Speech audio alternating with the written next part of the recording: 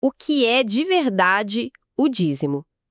Quase todo mundo já ouviu falar daquela regra dos 10%, né? Sim, é quase um conceito universal. Pois é, mas a história por trás disso é muito mais complexa e, honestamente, surpreendente do que a gente imagina. De onde veio essa ideia? Era sempre uma lei? E para onde ia esse dinheiro, afinal? Exato. Hoje a gente vai mergulhar fundo na história do dízimo. É um mandamento para todos em todas as épocas? Ou foi algo específico de um tempo específico? Exato. E os textos que a gente tem aqui mostram um quadro, olha, bem mais complexo e francamente surpreendente. Para entender a resposta, a gente precisa voltar lá no começo. É uma viagem necessária, porque a origem de um conceito diz muito sobre o propósito dele, né? Isso. E a nossa missão aqui é entender o propósito original dessa prática e também descobrir por que grupos como as Testemunhas de Jeová, lendo os mesmos textos, chegam a uma conclusão, assim, totalmente diferente sobre isso hoje. Uma perspectiva bem distinta, de fato. Ok, vamos mergulhar nisso. E a nossa análise hoje vai ser estritamente baseada nessas fontes bíblicas, seguindo a trilha que elas nos deixam. E essa primeira parte da trilha, que é antes de qualquer lei, já começa quebrando expectativas. Já começa porque o dízimo não era uma regra, era um gesto. Isso. Os primeiros exemplos que as fontes citam são de Abraão e do neto dele, Jacó. No caso do Abraão, em Gênesis, ele volta de uma guerra vitorioso e dá a 10ª parte dos despojos a um sacerdote rei Melquisedeque. E o ponto-chave aqui é despojos de guerra. Sim. O que me chamou a atenção foi a natureza disso. Foi um presente único, sabe? Feito com o lucro de uma batalha. Não tem nada a ver com a renda mensal de uma pessoa. O contexto é outro, completamente. Foi um ato de gratidão, não uma obrigação contínua. E o mesmo padrão acontece com Jacó. Ele está fugindo, no momento de total incerteza, e faz uma promessa. Ele diz, basicamente, Deus, se o Senhor estiver comigo, me proteger, então de tudo que o Senhor me der, eu te darei o dízimo. Certo. É aqui que a coisa fica realmente interessante. A própria promessa de Jacó, o fato de ser um voto, já diz tudo. Se o dízimo já fosse uma lei, um mandamento, ele não precisaria prometer que ia pagar. Exato. Não faz o menor sentido prometer fazer algo que você já é obrigado a fazer. Seria como prometer pagar os impostos. Você não promete, você simplesmente paga. Faz todo sentido. O que é fascinante aqui é que esses dois únicos exemplos antes da lei de Moisés mostram o dízimo como algo voluntário e condicional. E não existe nenhum registro de que eles tenham transformado isso numa regra para a família, para os descendentes. Nenhuma. Aliás, o Novo Testamento, lá em Hebreus, usa o dízimo de Abraão para um propósito teológico muito específico. Que não é sobre dar dinheiro. Não, é para argumentar que o sacerdócio de Cristo, que é na linha de Melquisedeque, é superior ao sacerdócio de Israel. A lógica é que Levi, o ancestral dos sacerdotes, simbolicamente pagou o dízimo a Melquisedeque através de Abraão. Então o foco era totalmente outro. Fica claro que a ideia do dízimo como um sistema obrigatório, uma lei mesmo, veio bem depois.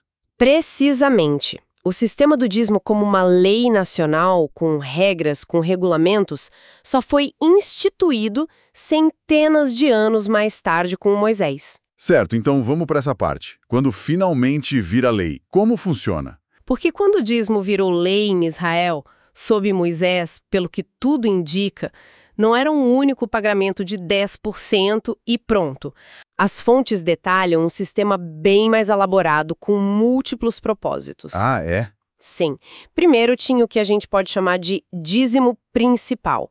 1/10 de toda a produção da terra e dos rebanhos ia para os levitas. E por que para eles? A razão era muito prática. A tribo de Levi foi separada para o serviço religioso e, diferente das outras, eles não receberam terra como herança. O dízimo era, literalmente, o sustento deles. Era o salário deles, por assim dizer. Exato. Então, esse dízimo era, na prática, o salário deles. Entendi. Era o sistema de sustento para a classe sacerdotal e seus assistentes. Então, peraí, era quase um sistema de impostos em cascata.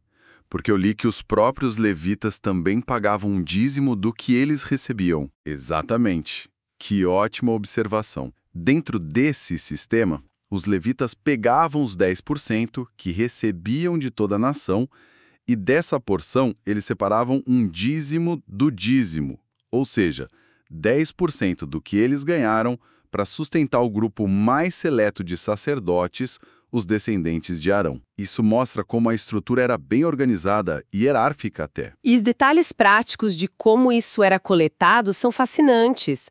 Com os animais, por exemplo, não era uma questão de escolher o seu melhor cordeiro. Aparentemente, os animais passavam por um portão, um por um, e o 10º que passasse era marcado como dízimo.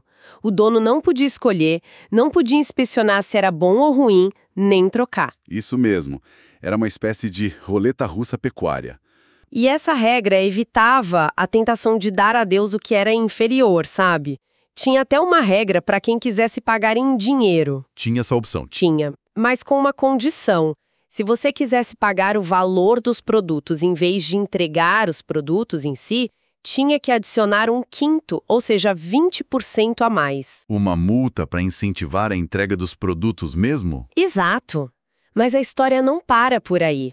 As fontes indicam que existia um outro dízimo. Um segundo dízimo? Isso me confundiu um pouco. Sim, e esse ponto é crucial. Deuteronômio descreve um segundo dízimo anual. E na maioria dos anos, esse dízimo não ia para o clero. Não. E é para onde? As próprias famílias separavam e levavam para as grandes festas anuais em Jerusalém. Elas usavam para comprar comida, bebida, para celebrar. Espera um pouco. Então, parte do que era chamado de dízimo era, na verdade, uma espécie de poupança para as férias e celebrações em família? Essencialmente, sim. Era uma provisão para alegria e adoração nacional. Uau! Então, se a gente somar, estão falando de cerca de 20% ao ano, não 10%. Um para os levitas e outro para as festas da própria família. Em muitos anos, sim. E esse segundo dízimo tinha uma função social ainda mais incrível. O sistema funcionava num ciclo de 7 anos, certo? Certo. No 3º e no 6º ano desse ciclo, esse segundo dízimo não era levado para Jerusalém. Em vez disso, ele era guardado na cidade local e distribuído para os mais necessitados. Os levitas que moravam ali, os estrangeiros, os órfãos e as viúvas. Uau! Então era uma rede de segurança social. Exato. Um programa de bem-estar financiado diretamente pela população. Se a gente conecta tudo isso, a gente vê um sistema que sustentava a religião, a união nacional e a caridade. É um sistema bem completo, então. O que me leva a uma pergunta. E se alguém simplesmente não pagasse? Tinha uma polícia do dízimo?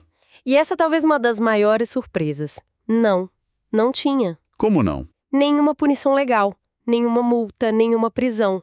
Era uma obrigação moral, uma questão de consciência entre a pessoa e Deus. Reter o dízimo era visto como roubar a Deus, como diz Malaquias. Mas a consequência não era legal, era espiritual. Entendi.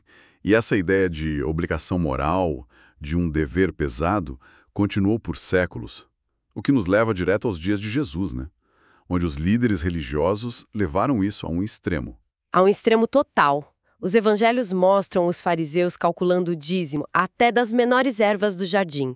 A hortelã, o endro e o cominho. Uma obsessão com detalhe. Sim. E é aí que Jesus entra com a crítica dele. Ele não diz que eles estavam errados em pagar o dízimo. Afinal, a lei ainda estava em vigor para os judeus. Mas ele os critica duramente. Sim, porque eles focavam nesses detalhes e ignoravam o mais importante da lei: a justiça, a misericórdia e a fidelidade. A ilustração do fariseu e do cobrador de impostos é perfeita para isso. O fariseu que se orgulha de suas obras, doa o dízimo de tudo. E o cobrador que só pede misericórdia. Para Jesus, a atitude do coração era infinitamente mais importante. E esse foco no coração é a ponte para a grande mudança que vem com o cristianismo. A questão é, por que essa obrigação, que era tão central para Israel, simplesmente desaparece nos ensinos para os cristãos? É a pergunta de $1 milhão. E a resposta, segundo as fontes, é clara. A morte de Cristo cumpriu e encerrou o pacto da lei mosaica. Certo. Se a lei, o contrato, foi anulada, junto com o sacerdócio e o templo que ela sustentava.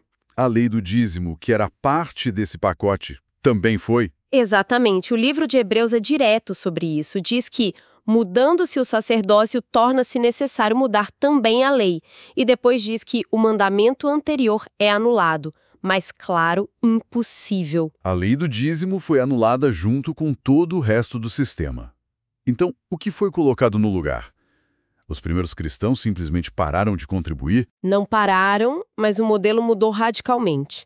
O que foi colocado no lugar foi um princípio, não uma regra.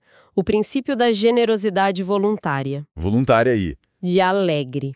O texto-chave é 2 Coríntios capítulo 9, que diz: faça cada um conforme tem resolvido no seu coração, não de modo ressentido, nem sob compulsão, pois Deus ama o dador animado. Sem compulsão. A ênfase sai da porcentagem fixa e vai para a motivação interna. Totalmente. O apoio financeiro existia, claro, mas não era por meio de uma lei de 10%. Isso nos leva a uma aplicação prática que as fontes mencionam. Elas afirmam que as testemunhas de Jeová, por exemplo, não praticam o dízimo. Sim, e a razão que a fonte aponta é exatamente essa análise que a gente fez. Elas entendem que a lei mosaica, com seu mandamento de cobrar dízimos, não se aplica mais aos cristãos. E como elas se financiam, então? A fonte explica que o trabalho delas é totalmente financiado por donativos voluntários e anônimos, exatamente no modelo que os primeiros cristãos estabeleceram. Isso sintetiza a jornada que os textos mostram. Começa voluntário, vira uma lei nacional complexa para Israel e, no cristianismo, volta a ser um princípio de doação movida pelo coração. E tem um fato histórico que as fontes trazem que é bem revelador. Qual? Uma das fontes cita uma enciclopédia e aponta que a prática do dízimo só foi reintroduzida e tornada obrigatória na chamada Igreja Cristã muito tempo depois. Foi no Concílio de Tours, no ano 567. 500 anos depois de Cristo. Mais de 500 anos. Isso indica fortemente que não era uma prática ensinada por Jesus ou pelos apóstolos, mas uma instituição que veio depois. Então, o que tudo isso significa, no fim das contas? Significa que, com base estrita nessas fontes bíblicas, a obrigação de dar 10% era parte de um pacote legislativo para uma nação específica, num tempo específico. Para os cristãos, então, segundo esses textos, a questão não é sobre um percentual fixo. Não. A questão é sobre a generosidade que nasce de um coração grato e disposto. Uma mudança de foco, da regra para o princípio. Exato. Isso levanta uma questão importante para a gente pensar. Se a ênfase mudou de uma porcentagem obrigatória para uma doação conforme resolvido no coração, como isso redefine a relação entre espiritualidade e as contribuições materiais? O que muda na natureza de uma contribuição quando ela deixa de ser uma regra a ser cumprida e passa a ser uma expressão pura de generosidade?